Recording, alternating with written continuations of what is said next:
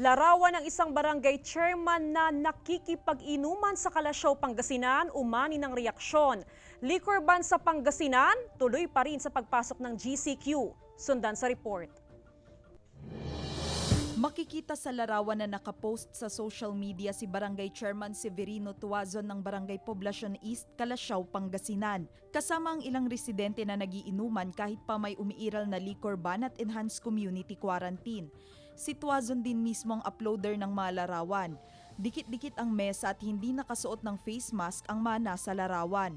Nakarating na sa atensyon ng pulisya at DILG ang insidente. Aking inatasan ang Chief of Police ng Kalasyaw na agad na magsagawa ng pag-iimbestiga para ma-identify yung mga taong naroroon at makita kung ano yung mga circumstances pangyayari.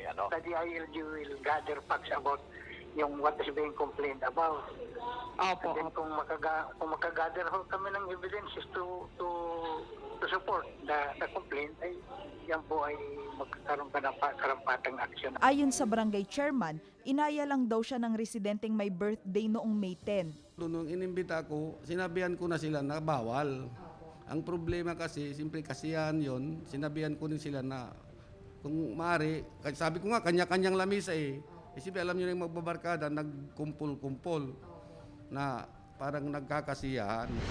Samantala magpapatuloy ang liquor ban sa Pangasinan kahit pasa sa ilalim na sa GCQ bukas. Pagdating ng GCQ ay ganoon pa rin. Meron pa rin tayong liquor ban ayon dun sa guidelines natin.